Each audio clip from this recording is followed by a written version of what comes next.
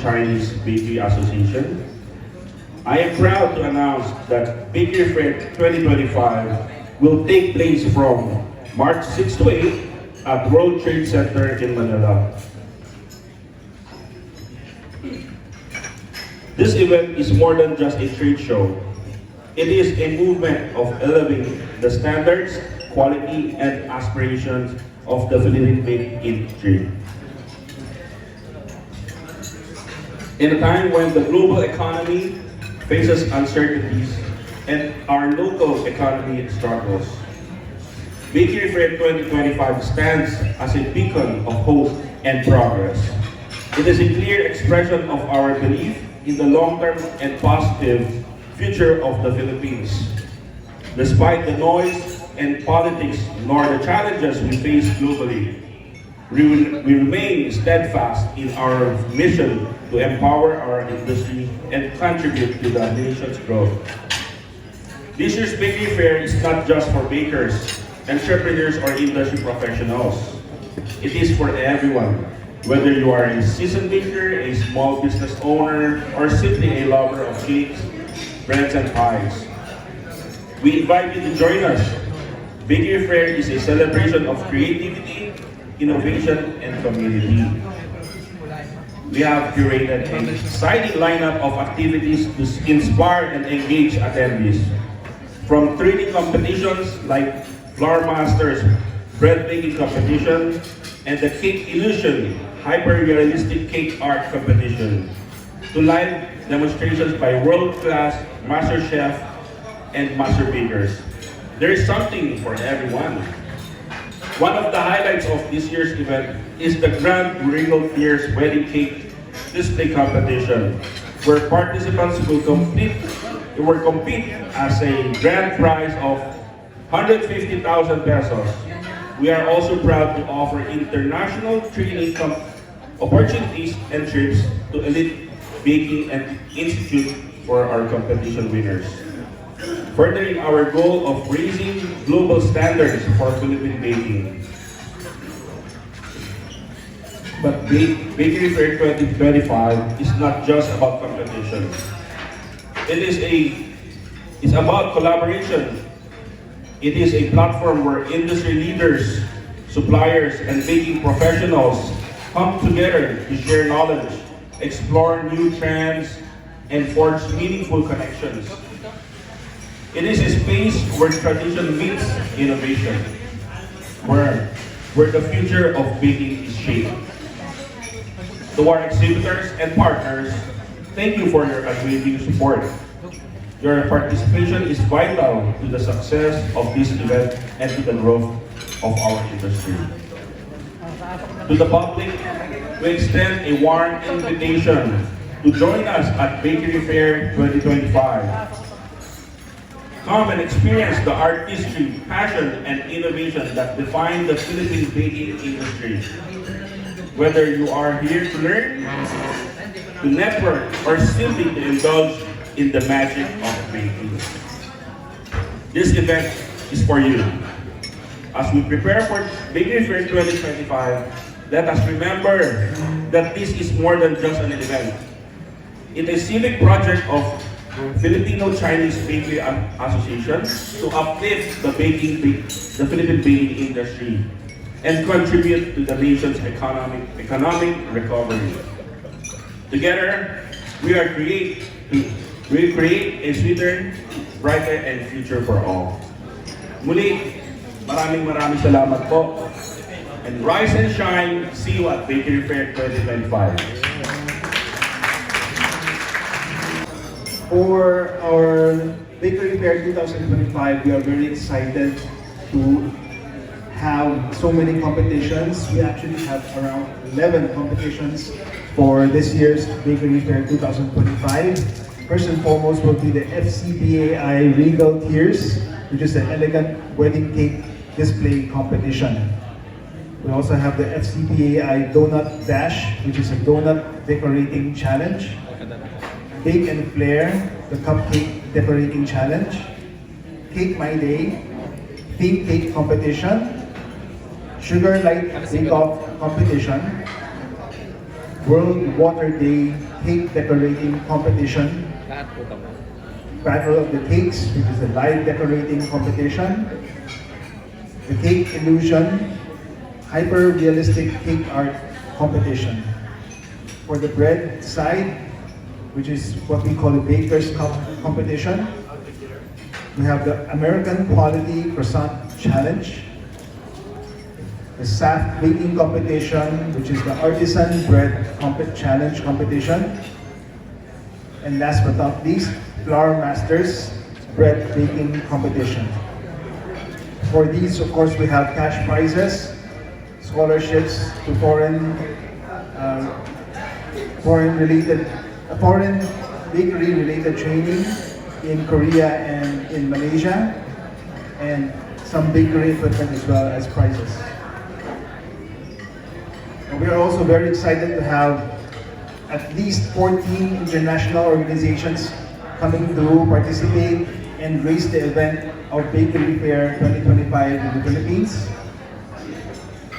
ABC Bakery, Vietnam Bakery Association, the Agriculture Trade Office of U.S. Embassy in Manila, All China Bakery Association, China Association of Bakery and Confectionery Industry, the China Grain Products Research and Development Institute, Hong Kong Bakery and Confectionery Association Limited, International Federation of Chinese Bakery and Confectionery Association, Japan and Bakery Confectionery Machinery Manufacturer Association, Korean Master Bakers Association, Malaysian Bakery and Sugarcraft Industry Association, Sabah Confectionery and Bakery Association, Singapore Bakery and Confectionery Trade Association, Taipei Bakery Association, and US Sweet Associates.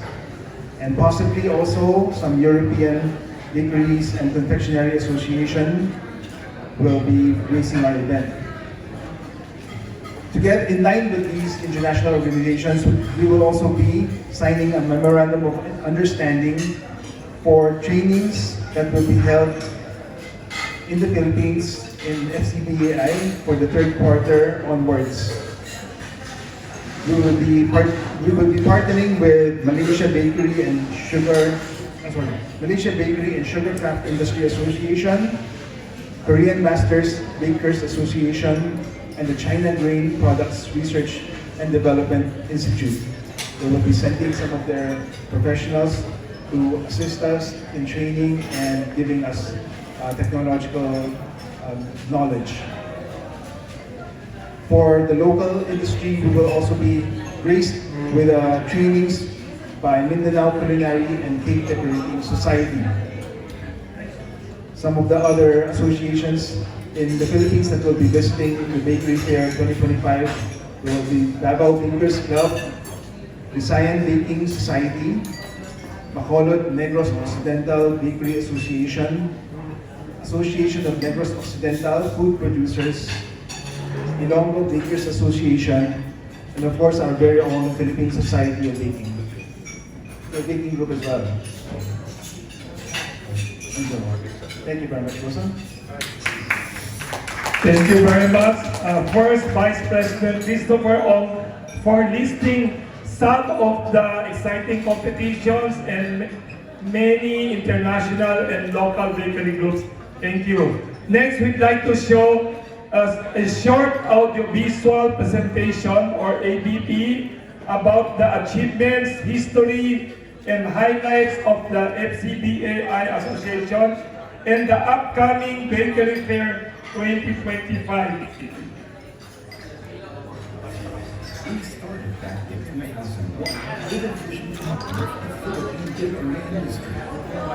Audio daw, audio. Mag-i-adjust.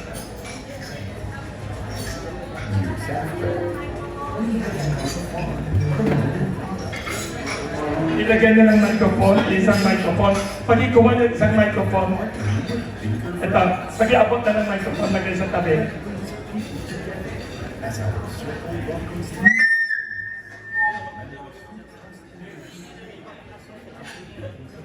Yan. beyond the bakery fair.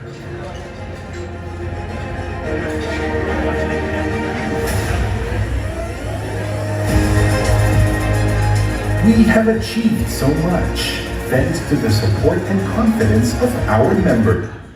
Very fair po. So bali, you mentioned kanina there are several challenges, no? How do you intend to show through this fair na sobrang tatag, sobrang lakas, at continuing po yung pag-usbong ng ating bakery industry? With this bakery fair kasi, para mas lalong lumakas ang bakery industry natin, nandito po rin yung mga tutulong sa atin. Nandito yung mga malalaking industry players sa buong mundo para turuan tayo ng mga bagong ideya at bagong mga technologies. For example, it's very good example yung long shelf life. Hindi lang, usually ang tinapay tumatagal na 1, 2, 3 days or 5 days. Pag merong konting preservative, 10 araw. But itong mga bagong teknolohiya, hindi mo kailangan gumamit ng chemical preservative. Pwedeng tumagal ng 1 buwan. Diba? Natural. At marami din tayong mga bagay na matutunan dito. For example, yung mga food safety. Kasi napapansin natin ngayon, pag may nagbe-bake, no, kahit nasa sa social media, ay hindi naka-guantes. Ay, bakit hindi naka-face mask? Bakit hindi naka-helmet? Dito po matuturuan tayo ng mga food safety. And also, marami tayo dito mga speakers. Tuturuan tayo for our business. Also, hindi lang business. Maraming, I think the problem is the globally, no? Not just the baking industry, also other industry. Yung succession program. Walang gustong sumalo na mga next generation. Kaya kami dito sa Filipino-Chinese Bakery Association, we encourage our next generation to, to follow the steps of the elders or the first generations ng mga generation. Kasi nakikita namin baking industry, still marami tayong there's a lot of opportunities and it's still rising and evolving. Just to follow up on that last point, Sir Chris, no? Are you also tying up with relevant, let's say, government institutions like TESDA para mas maingganyo po yung mga kabataan to consider entering this industry as for livelihood? Kasi alam nyo naman noon, they don't have that much grasp or understanding, but thanks to technology, social media, and the younger generation, are you also coordinating with them para mas mapalawak yung knowledge ng kabataan? Actually, sir, opo. Matagal na, even already isang dekada na, ginagawa natin to. Naimbitahan pa nga tayo sa TESDA, kasama yung partner nating asosasyon, the Philippine Society of Baking, katulong sila sa paggagawa ng module. So, dito tayo sa asosasyon natin, sa org natin, tuloy-tuloy tayo sa pagtuturo sa mga mas nangangailangan. When we start, I remember pagka-graduate ko lang from American Institute of Baking, pag-uwi ko, sabi sa akin kagad, i-share mo yung Baker's Percent. Baker's Percent is the number one, rule of thumb, kumbaga, dapat marunong ka mag-Baker's Percent before you mag-start ng business. Last from my end na lang siguro, sir, you mentioned, again, back to the challenges naman konti kasi na-discuss naman natin sa intro yung mga, kamusta sir, di ba, recently naglabas na ng price increases yung DDI. Kamusta sir, so far yung impact nito on the businesses, at least from the FC Vice perspective, and para natin na-ensure na regardless of price increase, na-maintain pa rin po natin yung napakagandang quality ng mga tinapay po na nilalabas ninyo. Thank you very much. Yeah. Saglit lang.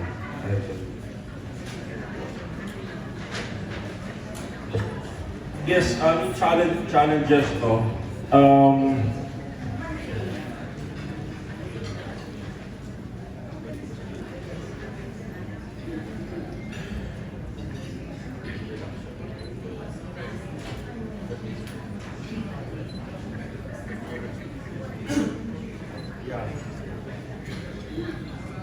Yeah, we would like to, first, for the challenges, we would like to thank our government. No? Nakikipagtulungan sa atin. But naitatanong din namin sa ng iba, ano ba ang tulong kailangan niyo sa gobyerno? So nag-usap-usap kami, asosasyon namin, no, or namin, maybe pwedeng siguro supportahan tayo by support business modernization, no? Provide incentive for bakeries investing in automation and efficiency, improving the technology to offset rising labor costs, no? And also to reduce import tariff on key raw materials. Yun. Yan yung mga ano. Lalo na po ang wheat, no? Kasi ang wheat kasi wala. Ano tayo dito, 100% tayo nag-import. Wala pa tayong local. Yun po, we're also, may nabanggit din si Kuya Wilson kanina, yung financing. Pwede mag-lend sa mga small entrepreneurs, no? Small and medium, with low interest loans. Yun ang naisip namin. But on the first day of our bakery fair, meron po kami town hall meeting with, di ba nabanggit namin kanina, magdaratingan yung mga iba't ibang asosasyon around the Philippines. So magkakaroon kami ng town hall meeting dun. Magdi-discuss kami. Kasi hindi naman kami hindi kami diktador. Ito dapat, pinag-uusapan ng food industry yan. Thank you po. To the bakery fair, can you mention daw sinong celebrities na na-confirm kasi last week, 1 or 2 weeks ago, nag-mini press con ka, President Chris may nagtatanong dito mga 5 media nag-text sa akin. Please ask President Christopher sino daw mga celebrities to expect na already confirmed or you hope to go? Any news about celebrities? Yes, yun, kung maririnig mo to, no? Miss Rian Ramos, nasabi ko, the most sexiest baker last time, no? Sumagot na po. So we're very excited that Rian Ramos, hindi ako sinagot. Sumagot na sa invitasyon natin. Nagot ka sa boss ko. Sumagot na po.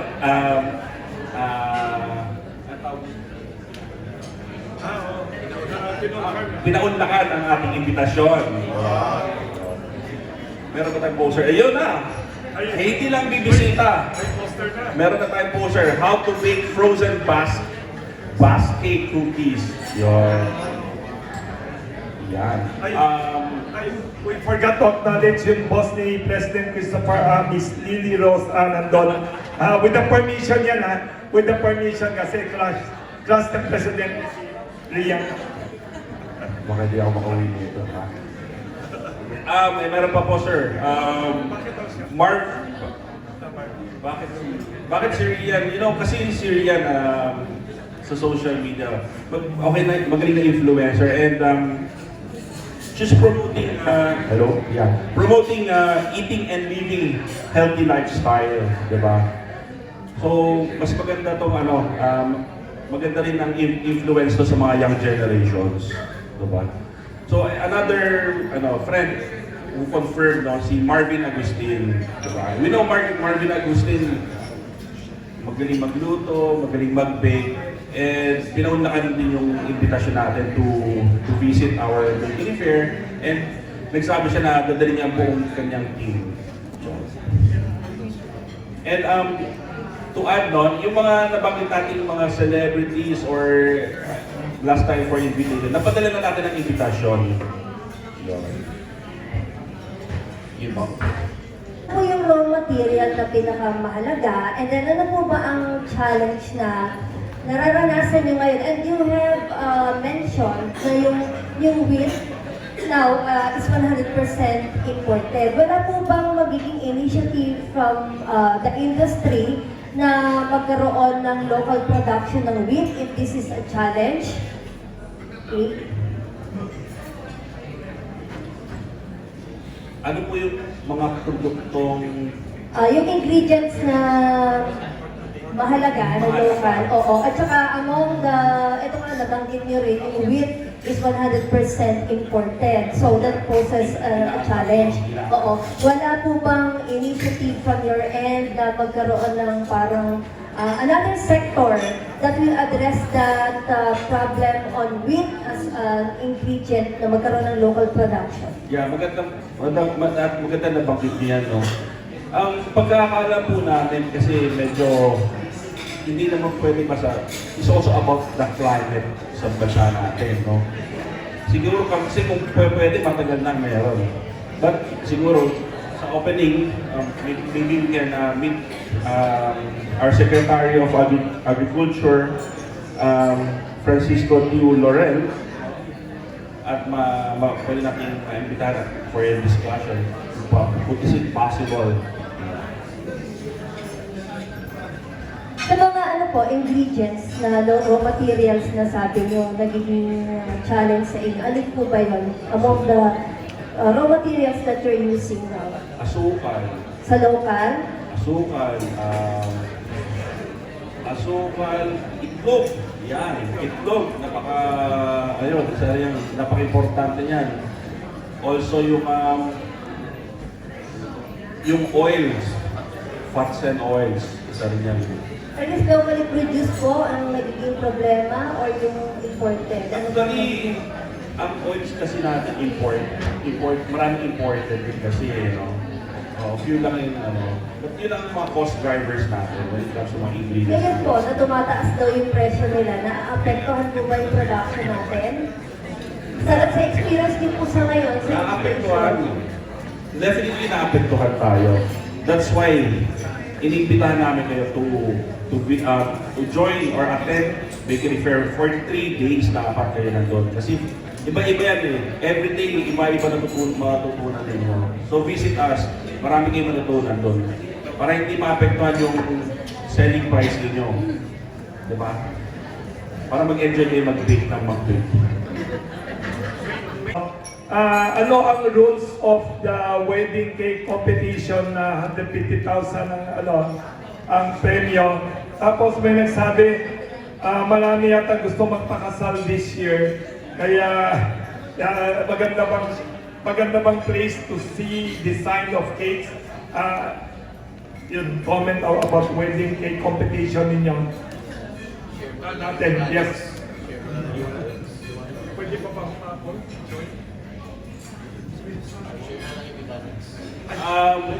we can share our mechanics, no, through our Facebook.